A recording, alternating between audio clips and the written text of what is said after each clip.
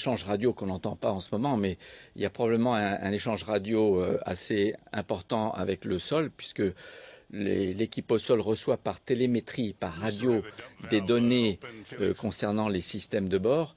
Et bien sûr, il ne se préparera à sauter, il n'ouvrira la porte que lorsque le sol lui confirmera que tout est vrai. Voilà, ça y est, il vient d'ouvrir la porte, ça veut dire qu'il est exposé au vide extérieur. Il a face à lui la terre, juste en bas, sous ses pieds. Instant historique donc sur BFM TV, en direct donc cette tentative de record du monde de Félix Baumgartner qui dans quelques secondes, le sas, la porte est ouverte, va s'élancer pour une chute libre de 5 minutes à plus de 1200 km/h. Voilà, c'est un quadruple record, record d'altitude de ballon habité, record d'altitude de saut en chute libre, record de temps de chute libre, c'est plus de 6 minutes, et puis record de vitesse atteinte en chute libre, effectivement, une vitesse légèrement supérieure à la vitesse du son. Alors le voici, on est en train de vivre donc cet instant, l'Autrichien de 45 ans, parachutiste, qui va se lancer dans le vide pour 5 minutes, on le disait à l'instant, de chute libre avant l'ouverture de son parachute. Impossible à cet instant de revenir en arrière. De toute façon, cette capsule, que devient-elle après coup? Alors, on peut toujours télécommander. D'ailleurs, ce sera fait, la séparation de la capsule du reste du ballon. Une fois la séparation faite, la capsule descend sous parachute et atterrit en douceur. Le ballon de son côté est déchiré par télécommande et tombe comme une grosse masse de plastique au sol. Il peut revenir dans la capsule encore, mais je pense qu'il a envie de sortir. Après 5 ans, on le disait, de préparation physique, préparation mentale, préparation scientifique, Félix Baumgartner, cet Autrichien, qui a donc vérifié tous les derniers paramètres qu'il avait sur ses petits papiers, vous les voyez devant la porte de sa capsule, cette checklist dont nous parlait à l'instant Jean-François Clairvoy. Félix Baumgartner qui va donc s'élancer depuis 39 km d'altitude, très exactement, c'est inscrit en haut de votre écran pour ce nouveau record du monde. C'est une distance évidemment suffisante, largement suffisante pour atteindre ses objectifs de vitesse. Oui, tout à fait. Alors là, je suis en train de penser aux efforts qu'il doit fournir pour vaincre la rigidité de son scaphandre qui offre sur sa peau une contre-pression permettant d'éviter... Ça pèse combien, son équipement? Je pense qu'il doit avoir un équipement total de l'ordre de 15 à 20 kg sur lui à ce moment-là. 15 à 20 kilos pour de bons abdominaux afin effectivement de se projeter. On l'a vu faire un petit signe avec le pouce, ça veut dire que tout va bien, tout se passe correctement au moment où nous nous parlons. Oui. Et il va ressentir un état d'apesanteur total et le dernier point de contact physique avec sa capsule va définir les conditions initiales d'un mouvement de rotation lente sur lequel il ne pourra absolument rien faire. Il n'a aucun appui extérieur et on va le voir probablement tout doucement rentrer dans une rotation et qui ne posera aucun problème évidemment puisqu'il est quasiment dans le vide.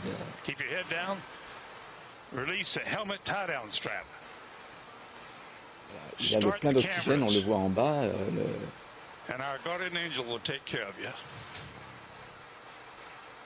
C'est vraiment une sortie dans l'espace, comparable à celle que tous mes collègues font depuis la Station spatiale internationale.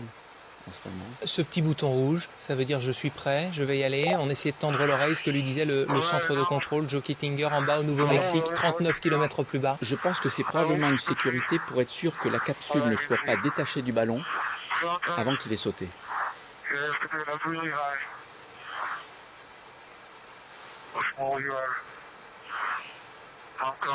Il va réaliser un peu un fantasme que j'ai toujours eu d'astronaute, de rentrer à pied de l'espace. C'est parti, Jean-François Clairvoy.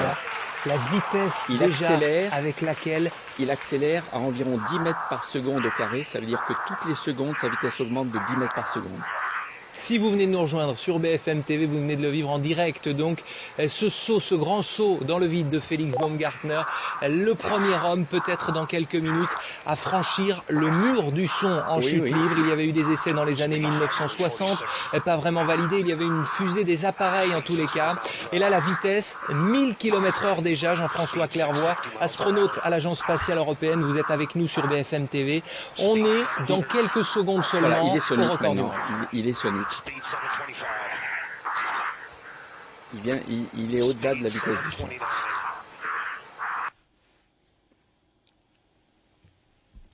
Alors, il commence à tourner, on le voit, mais c'est pas... Avec la tension pour les techniciens, son équipe qui travaille depuis plus de 5 ans, il est en train de voilà, tourner. C'est attendu et il ne peut rien y faire. Il ne faut surtout pas qu'il essaie de rattraper ses rotations. Il faut qu'il reste allongé. C'est ce qu'avait connu Joe Kittinger. Les rotations ne sont pas encore trop importantes. Il se stabilise. Excellent. Donc, il a réussi à passer la phase la plus difficile, la phase transsonique. La stabilité aérodynamique n'est quasiment pas possible. C'est-à-dire impossible de lutter à cet instant. Le risque, quoi? C'est l'évanouissement? Le danger, c'est d'essayer de contrer des rotations avec des gestes similaires que l'on fait à basse altitude et en fait d'augmenter la vrille et de perdre connaissance. Là maintenant, il est stabilisé, donc c'est parfait. C'est extraordinaire. On voit sa femme au premier rang qui était en larmes quand il a décollé tout à l'heure aux alentours de 17h30 heure française. Il aura fallu donc près de 2 heures d'ascension avec ce ballon chargé à l'hélium pour Félix Baumgartner. On le rappelle, cet Autrichien parachutiste qui a donc, ça y est, réussi son record, Jean-François Clervoy. Il a dépassé tout à l'heure les 1200 km/h. Voilà, il a déjà 3 records atteints. Il lui reste à atteindre le 4e record qui est le temps de chute libre.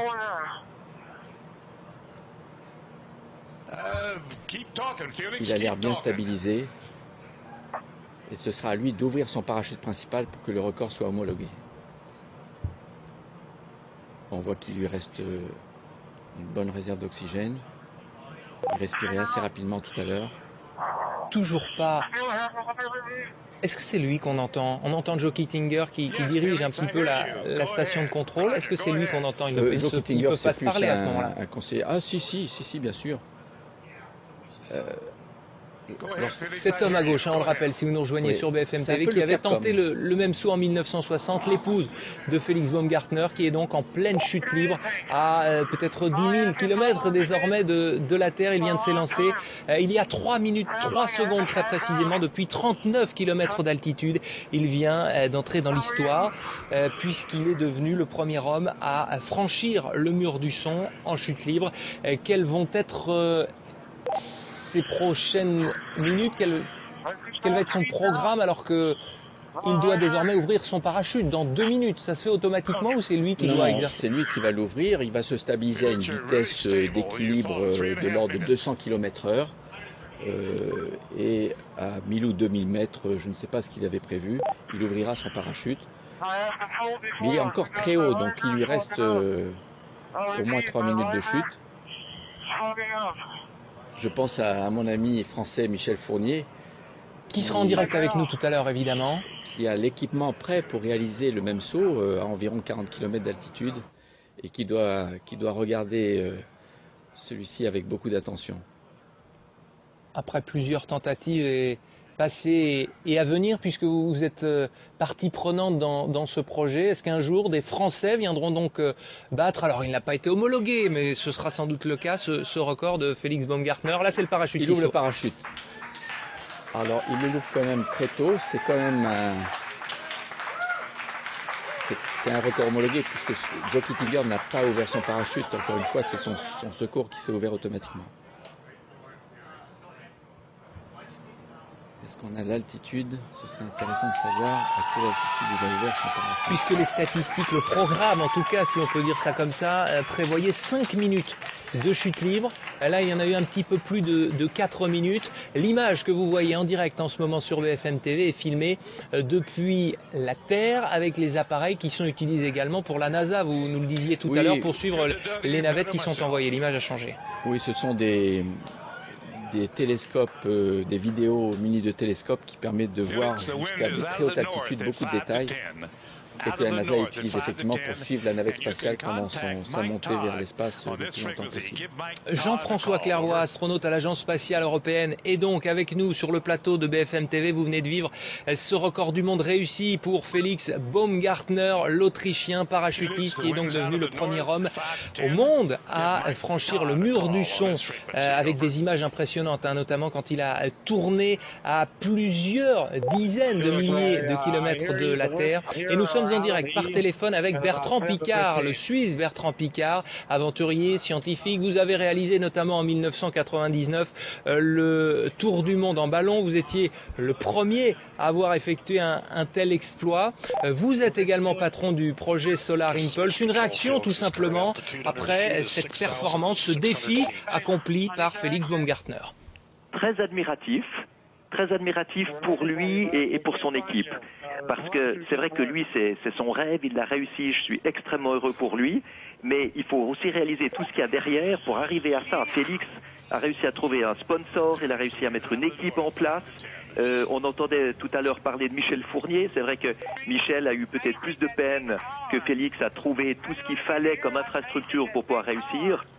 Donc vraiment, je crois que Félix Baumgartner a fait une démonstration brillante. Bertrand Piccard, vous avez tenté, on l'a dit, on ne va pas le répéter, mais plusieurs projets, réussi plusieurs projets. On rappelle que cet homme que l'on voit en direct, que l'on voyait en tout cas avec le parachute, Félix Baumgartner, se préparait depuis 5 ans pour un tel projet. C'est énorme en termes d'implication, de préparation mentale et physique. Mais oui, et c'est bien là que ça montre que c'est pas un trompe-la-mort ou simplement un aventurier, parce qu'il y a des tas de gens qui veulent se droguer à l'adrénaline et puis ils font tout ce qui passe sous la main comme aventure, peut-être au détriment d'une préparation rigoureuse. Félix s'est préparé rigoureusement et je crois que c'est une grande preuve de sérieux.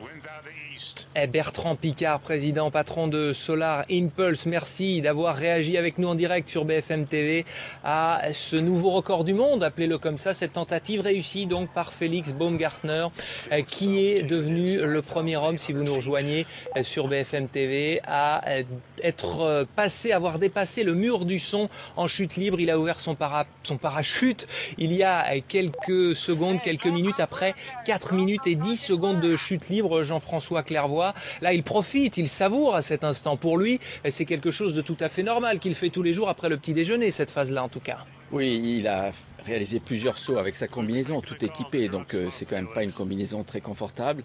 Mais effectivement, il doit savourer son plaisir et la joie d'avoir réussi le défi qu'il s'était donné. Félix Baumgartner, un extraterrestre qui devrait atterrir dans le désert de Roswell. Elle est très bonne. Le Nouveau-Mexique avec cette station, ce centre de contrôle qui se trouve juste en bas, juste sous ses pieds. Encore combien de temps de chute libre là? Il en profite là, il savoure. Ah ben là, je crois qu'il est très près du sol, donc c'est une question de secondes à ce niveau-là. Alors, je ne sais pas s'il a fixé un point qu'il s'est donné comme objectif pour en plus réaliser une performance de précision d'atterrissage, mais on a vu l'ombre de l'hélicoptère de l'équipe de récupération qui le suit. Le fait d'avoir supporté une rotation qui finalement n'était pas trop rapide et de s'être restabilisé très vite doit être une grande satisfaction pour lui, parce que c'était l'inconnu. Et voici donc. Voilà l'homme qui revient à pied de l'espace, comme j'aime à le dire. On va tendre l'oreille.